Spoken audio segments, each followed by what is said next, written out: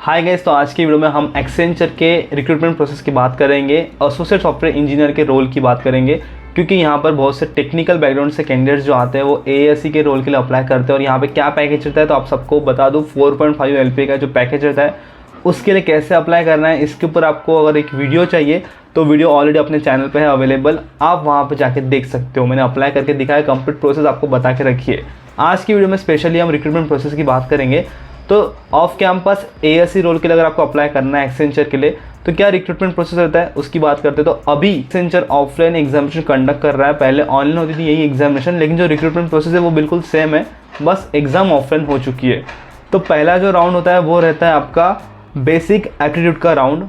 तो उस राउंड के अंदर आपका इंग्लिश एबिलिटी के ऊपर, उसी के साथ साथ numerical ability, analytical reasoning, pseudo codes, common applications and MS office, cloud networking and security, इन सारे टॉपिक्स के ऊपर क्वेश्चंस पूछते हैं। साथ में आपको सूडो कोड भी सॉल्व करने की प्रैक्टिस कर लेनी है। सूडो कोड में क्या इंपॉर्टेंट होता है वो मैं आपको बता दूं। तो यहाँ पे सूडो कोड के अंदर जो ऑपरेटर्स रहते हैं, राइट शिफ्ट, लेफ्ट शिफ्ट, और हमारे if else conditions, while loops, for loops, और जो भी टेक्निकल बैकग्राउंड से आ रहे हैं उनके लिए जो भी कोडिंग के मेन कंसेप्ट होते हैं, बेसिक कंसेप्ट होते हैं, वो आपको आने चाहिए। सूडो कोड की प्रैक्टिस करनी है क्योंकि वो वहाँ पर आपको सॉल्व करने हैं।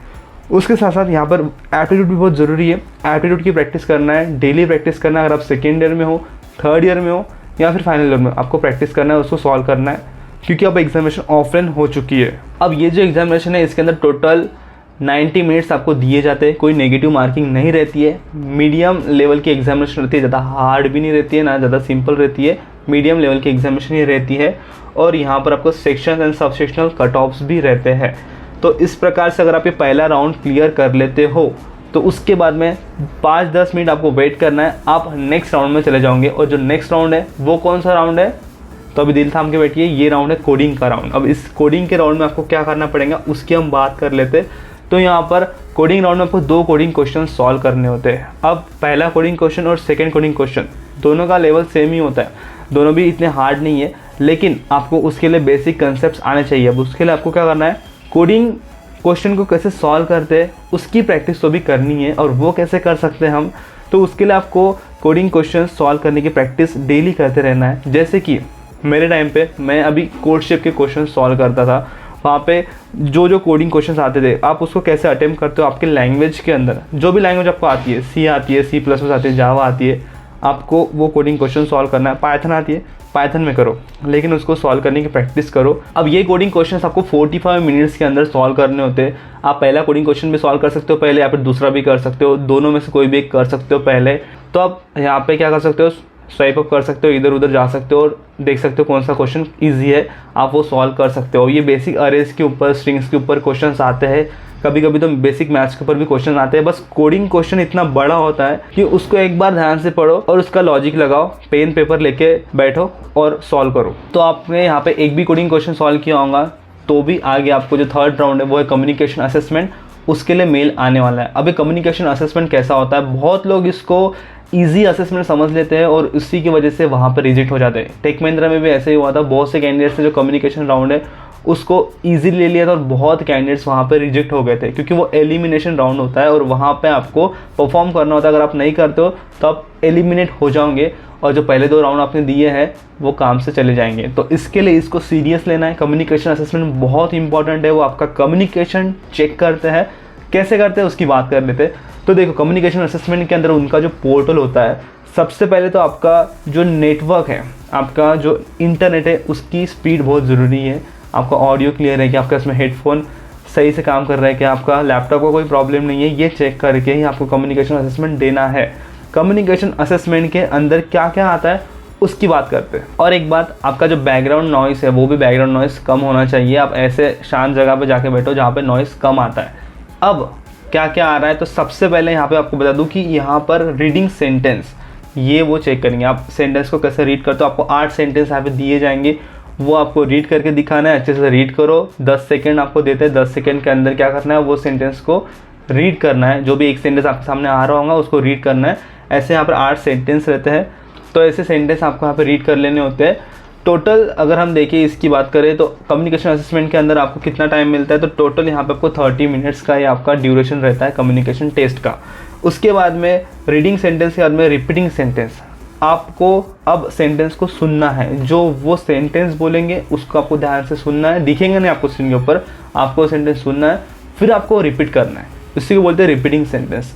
तो सेंटेंस को सुनो और फिर रिपीट करो। तो ये भी कभी कभी आपको कोई सेंटेंस सुनने नहीं आएगा, लेकिन ऐसा नहीं है कि बोलना ही नहीं है, फिर आपको उसमें जितने भी वर्ड सुना है उसको बोल दो, क्योंकि बोलना ज़रूरी है। यहाँ पर आपको टोटल 16 सेंटेंस मिल जाएंगे, वो भी आपको 30 सेकंड के अंदर, 10 सेकंड के अंदर आपको बोलने पड़ेंगे।